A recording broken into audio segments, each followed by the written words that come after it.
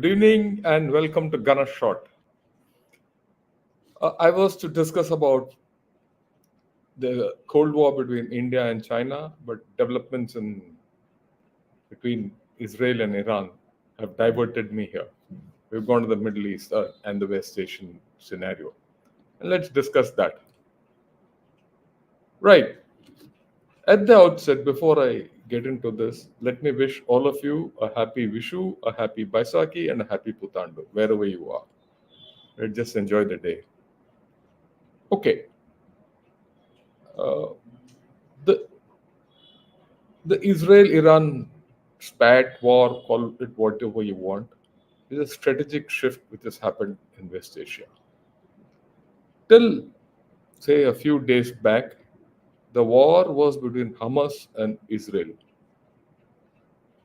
Now, the goalposts have changed. It is no more Hamas and Israel, it is Iran and Israel. It's no more between non conventional force and a nation, it's between two nations. So that's the first great strategic shift. Right. The next thing is the center of gravity has shifted towards Iran. Iran, as we all know, was playing in the shadows. It was playing the dark shadows game. It was the puppeteer, and its puppets were all outside, like you see in this map. Hamas, Hezbollah, militias of Syria and Iraq, Houthis. And Iran was sitting back tight and letting everyone play the game and calling the shots till Israel decided to change the game plan.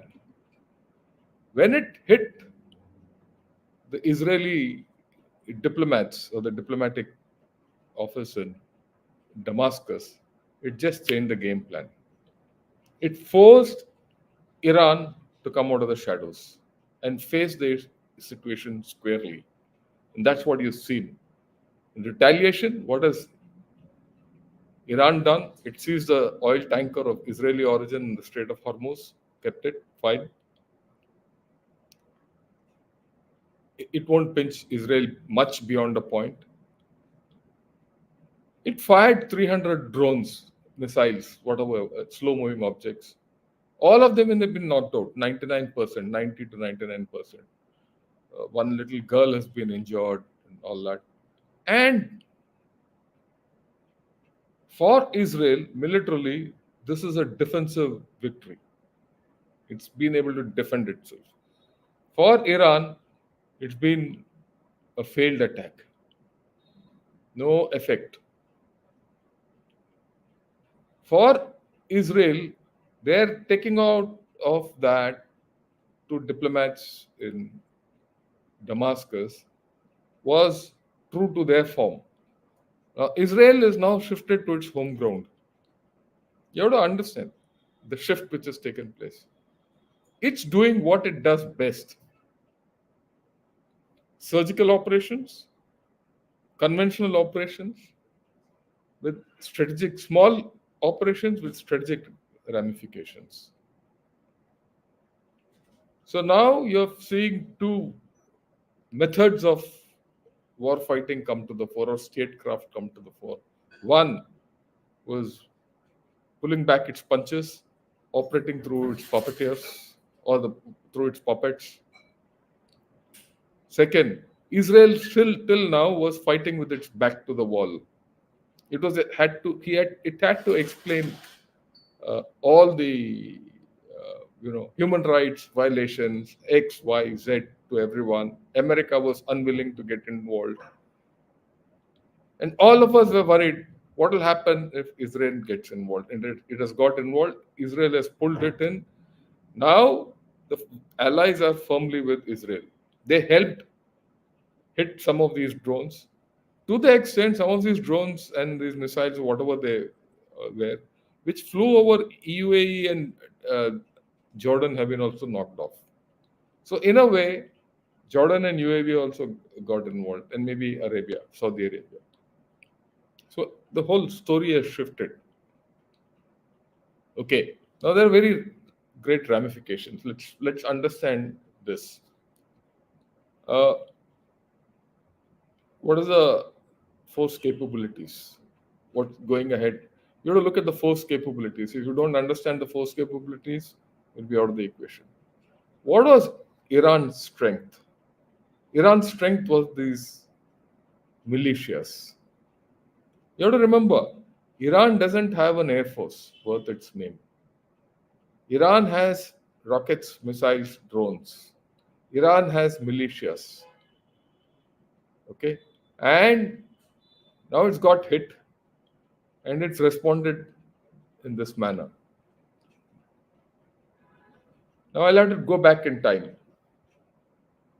Some time back, Major General Soleimani was taken out by the USA in a drone attack.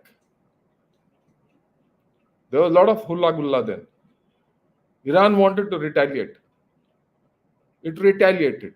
It fired some rockets. They fell somewhere. No one knew where they fell. Nothing happened. And Iran came out with a grandiose statement saying that we have retaliated and we have taken our revenge and all that. And I don't know what they did internally. That was the end of the story. This is a rerun of that whole story. Now, the question before Iran is, will it hold back or take it forward? The statements which have come out so far from Iran is that, well, we've done what we had to do. We reserve the right to retaliate, and we have done that. But it has not hit Israel, and that's pretty apparent all over the world. Okay. Another thing which has come out, Israel, not Israel, Iran. Iran does not have the reach. Iran does not have the reach to hit Israel beyond a point. That's something which is very important. Remember, without an air force, without long range conventional forces, the distance between Iran and Israel, over 13 to 1400 kilometers border to border, right, is very difficult to cross. You don't have an air force, you don't have a satellite system, X, Y, Z. You just can't go. With just militias, you can't go. And now the militias have limited capability. All they can do is fire missiles. And Israel wouldn't have been foolish enough to undertake this without handling them. In any case, its back is secure. Hamas might not have died out, but it's hardly a military force to be dealt with. It won't come out. So it now has to deal with Hezbollah and Houthis. Houthis can at best fire a few missiles, and Israel will swat them off. Hezbollah will get hit. If Hezbollah starts a missile war, it will get hit. And Hezbollah doesn't have the strength to enter Israel. It will get massacred. So now what? This is a war by proxy. That war by proxy or direct war is going to be indirect war. Non-contact warfare. In any non-contact warfare, Israel will have the upper hand because it has an air force, it has a strategic communication system, it has the space capability, it has the electronic warfare capability, right, to do what it wants to do. Plus, Israel has the capability to hit Iran in its guts. We've seen it often. Sometime back, Israel assassinated a nuclear scientist of Iran within Iran, near his house. It also took out a couple of nuclear installations some time back. And if you go back to the Osirak affair, that was a different era. But then, even now, it has shown that kind of ability. So now, in a conventional matchup, Iran will be at a disadvantage. So where does this go? From the statements of the Israeli spokesman, it doesn't appear that they're going to stop. they have something up their sleeve. And they might do something inside Iran. I mean, I don't have a doubt about it. And as far as Iran is concerned, what do they do now? Okay, now, so this is where it is. The military advantages shift, the goalposts have shifted. This asymmetric warfare has taken a new turn. Okay, look at the targets. As far as targets are concerned, for either the militias or Iran, it's only that one small target called Israel. You might say it can hit any part of Israel. Can, but they don't have the reach to hit every part of Israel and strike at critical points. Iran is overstretched. Grant the Israeli intelligence that they'll fish out who diplomats, AO, all that, and they're all around and they'll hit them. Israel has this capability, this deadly capability, which now Iran has to face. Iran is stretched out. Its assets are out. Plus, it is vulnerable at home because it does not have the kind of air defense capabilities or a layered air defense like Israel has. So, in a military matchup, I mean, there's no guess. Plus, USA, UK, France at least appear to be on the side of Israel. Everyone will now try to say, okay, calm the whole thing down, X, Y, Z. But I have my doubts. I have my doubts if Israel will now keep quiet because for now, I mean, we've all been saying that for Israel, it's an existential battle. Now, they're not going to let go because they've changed the goalposts very deliberately. Hereafter, we're going to talk of the larger West Asia war. Hamas is out of the equation. The focus now is on Israel, the nuclear issue, XYZ. Shift has happened. And that is something which we have to understand. Okay, now let's talk of the shifts. Let's talk of the nuclear angle. We all know Israel has got something, it is nuclear. It might not, it's undeclared nuclear state.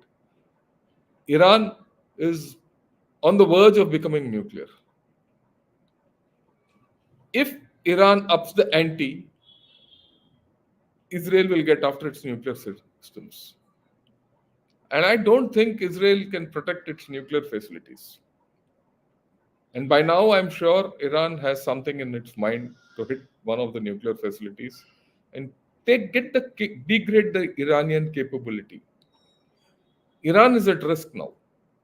And Iran well knows it. So, Iran has fought this battle to the asymmetric domain, right? Israel is getting back through another domain, the conventional domain. Okay, and the nuclear domain. So you're going to see this multi-domain operations here, which are being played out. It is being played out. So now, how will Iran respond? Okay, this virtually forces USA, UK, France, and all the allies to get into the equation. Okay, not only that, already there's certain, I would say, inklings of realignment of the Islamic world. Till the battle was between Israel and Hamas, the complete Islamic world was behind Hamas and against Israel. They were forced. Okay, now it is between Israel and Iran. First, there will be followed by Saudi Arabia. Saudi Arabia might not toe the line. UAE will not toe the line. As it is, there are reports that some drones and missiles were flying over their airspace, which they have closed, and they had to shoot down. So they'll not be happy about it, and they might not support Israel. The overall peace process there is at risk. right? I mean, there's no doubt about that.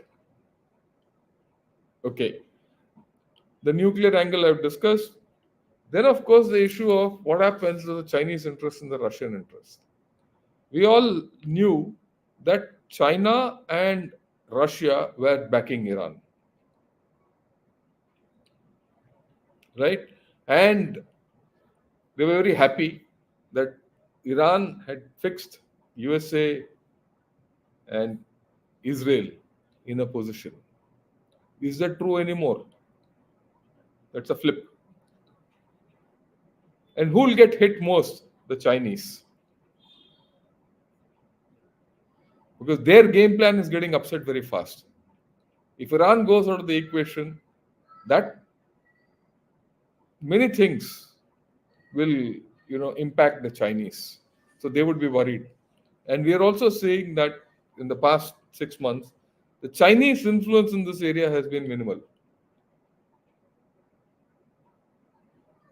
One might say, look, Chinese, I mean, there is an undeclared kind of agreement with Houthis that they were not touching the Russian and the Chinese ships. Fine, no problems. But now what will happen? They'll still not touch, that's not the issue. But what will happen to the Chinese control through Iran? How much can Iran control the Houthis? If Iran doesn't support the Houthis or control the Houthis will wither away. Same thing will happen to Hamas and same thing will happen to Hezbollah. So the split in the Muslim world and the focus against Iran now, right, has changed the dynamics. How this will get played out, I don't know. We'll see. Right? I mean, that's the way I look at it. I think Israel has done a great strategic shift. Right? Whether it has done with the go ahead from USA or not, we don't know. But then Israel is that kind of a maverick nation which it will not take any instructions from anyone because for them it's an existential battle. Till yesterday, probably the politics within Israel were against Netanyahu and everything, and there were no answers. But today that might change because now it is against Iran. Right? So this retaliation has changed the template quite a bit. Okay. Now all these puppets of the puppeteer, what will happen to them? That's the next question. The puppeteer is now in the open. If the puppeteer has to play, if the puppeteer has to play, will the puppets, Hezbollah, Houthis, the Shia militias in Iraq and Syria, what will they do? Will they also start? If now they get into the equation, Israel, UK, USA, and France or any other allies will be free to go at them. So the entire story is what will Iran now do? Will Israel escalate? I don't think Israel will now step back. It is doing all this with a great plan. Now, well, what are the effect of all this on many other things? Look at this. Three major straits are under now danger. Strait of Hormuz, Bab al Mandab, and Suez Canal. Right? All these are now under danger. If this war escalates, which the likelihood is quite a bit, you will see the Strait of Hormuz likely to close. Bab al Mandab as a thing, which means it threatens the oil economies of this area. If the oil economies of this area get threatened, then Iran's power will get reduced. Everyone will go against them. Right? Now, immediately Israel and I wouldn't say Israel, US will be back in the game. Even China will be at a problem. Right? Things might develop in a different manner by tomorrow, day after. I don't know. But then you look at it, is Malacca Strait also. The impact here will have an impact in South China Sea. All that grand posturing by China, China will have to rethink. These four dots, Suez Canal, Bab al Mandab, Strait of Hormuz, Malacca, out of which two are in problem for China. They're at risk. The Chinese energy state is at risk. As it is, their economy is not doing well. Okay. Russia. Russia will still continue the way it is. It might help Iran. But then what can Iran do? That's the question. Okay. Now, next thing. Let's look at it a little farther. Panama Strait, Bab al Mandab, Strait of Hormuz, Malacca Strait. These four are the major straits of this world. Panama Strait, as it is, the capacity has gone down by 50%. Like Getor doesn't have water. So, lot of transshipment across the Panama Canal is being done by road. Bab al Mandab, it has gone down. Strait of Hormuz also, if it closes, it leaves only Malacca open. If something happens with China, Malacca closes and China is in deep trouble. So the Chinese, actually this whole story fixes the Chinese more. They have to now rethink their whole story, at least for the next 3-4 months, till such time issues stabilize. Okay. Effect. Oil is going to go up. Global inflation is going to go up. As it is, interest rates across the world and inflation is up. So you'll see this going up. So economies are going to get stuck, hit. Okay. So there is a lot at stake, even for us. Okay. The bulk of our oil comes from these areas. The only thing is that we have access to Oman. And we might have to open a land route. That old IMEC might have to start kicking in now. And we might have to start thinking afresh. So many people ask me, okay, what is India's whole story in this? India's story is very simple. You can't take sides against Iran or against Israel. Keep quiet at this point of time. Wait. Let events unfold. What happens tomorrow? What happens day after? Let events unfold. This is the time when we have a great strategic opportunity. We can now tell everyone, enough of this fighting. Just let go. We can talk sense into people to say, it's time for everyone to come to the table. Because the stakes for everyone are high. The person with the least stakes probably in this whole game is India. Look, I'm saying least stakes with India, but India also has high stakes. Remember, a bulk of our oil and fertilizers comes from that area. If the Strait of Hormuz closes or we have a problem, our economy also will get hit. But compared to others, we have the least stakes to lose, and we'll probably get the best leverages.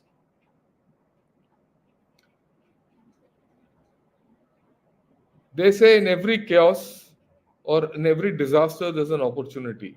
As if you consider this as a chaos, if this is a war, everything, India has this opportunity. Will India be able to cash in on it? We don't know. Because we are in an election. We don't know the outcome of the elections. But there's a government in place. And if all goes well, this government should come back. I mean, we don't know what elections are all about. In India, you cannot predict elections beyond a point. And this government, when it comes, we should be able to have a continuity of our, policy to how to handle this whole story. But this is the time for us to handle it better, to be proactive, because the West are actors in this story. USA is part of the problem. It is not the solution. Russia and China are also part of the problem. They're not the solution. The solution lies today, in my way of looking at it, only with countries like Japan and India.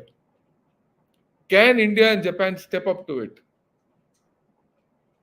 And we have huge stakes there. We have a great diaspora out there. We have a um, goodwill of everyone out there. If you don't use it now, when will we use it? Okay, so I thought I'll focus on all these issues today.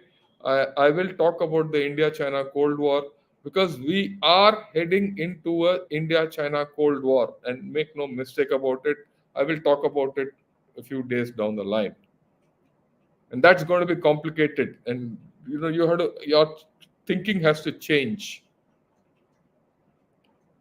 Okay, with this, I'll take questions because a lot of things will come out with the questions, and a lot of questions have come out the way I look at it.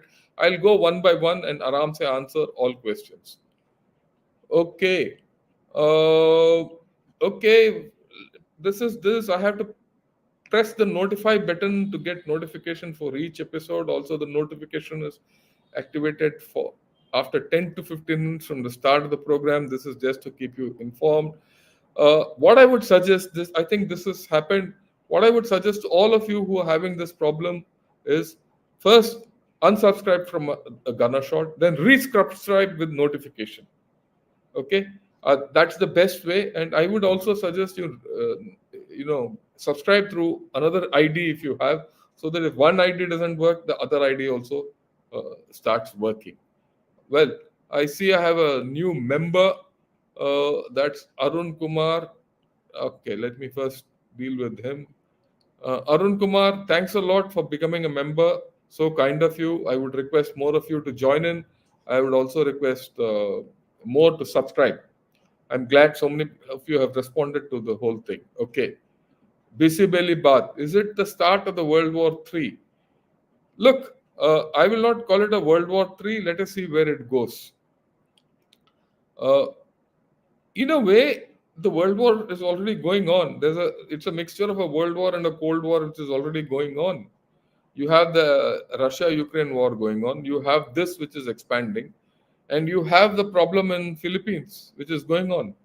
A lot of action going on there also. If you look at all these three, it's a world war of sorts. So that's how I look at it. Okay, if Israel escalates further, then surely there is a hidden goal. Please, can you try and guess what this? I've told you, they've changed the goalposts. Israel is no more fighting a war with Hamas. The Hamas war has gone to the background. All those issues of human rights and genocide and all that will now vanish. Now the focus will shift to Israel, a conventional war. And now Israel and Iran, it's a conventional war. Now Israel is free to do what it wants to do. So that shift has taken place. It's a great strategic shift. And Israel has done it very, very deliberately and very, very thoughtfully. Militarily, I think it's a great shift.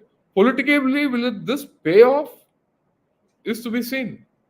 Okay, how this will end is to be seen. The political end game is not known, but the shift. So the shift is something which we have to keep our pulse on.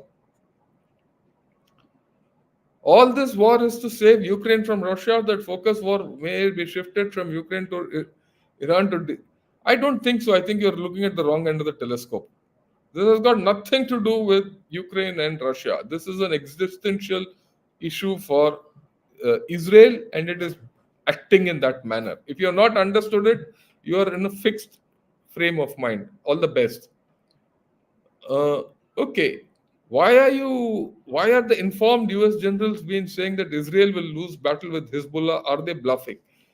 Look, the thing is that a non-contact warfare, if it goes on for too long, at some point of time it stretches Israel. And I have never believed that a non-contact war can be won by anyone. Okay. A non-contact war has to be followed by a contact war. The non-contact war is good where people don't want to get into a contact war or a kinetic war with each other or without any territorial members and all that. If You are looking at just Hezbollah firing missiles that it will hurt Israel beyond a point, it will not. Remember, Hezbollah is a political organization with a militia. If Hezbollah takes a hit, its own politics and its own fortunes in Lebanon will go down. So now it will restart to calculate. If its own puppeteer, Iran, is getting hit, the master is getting hit, how much will Israel step out? Or rather, Hezbollah step out against Israel? So that is also a question mark. Okay. So, I mean, I don't know which is informed US general told you that, if they fight with Hezbollah, they'll lose. War is something which is never static. Every time you have to think new. And that is what Israel has done. Okay, you have to understand there's a turning point which has come. Right? If you don't appreciate the turning point and you don't appreciate the shift which is happening, and if you stay stuck in your old thing, you'll be there. Yeah, Iran knows it can't win against Israel, UK, US with existing asymmetry in military capability. I agree with you completely. Iran is at risk now. So far, Iran, by playing the game from the shadows, was happy. Now Iran is at risk. So what will Iran do? Will it slowly back out like it did when Soleimani was killed, assassinated? How much hold will it have on Hezbollah or Houthis or Hamas to pull them back is a question mark. If it doesn't have, then Israel's power goes down. Iran's power goes down. So Iran is at risk for many more things in this whole story. Right? So if it doesn't control the militias, its power goes down. If the militias act without its advice or rather outside its advice, again its power goes down. Overall, there's a problem for Iran.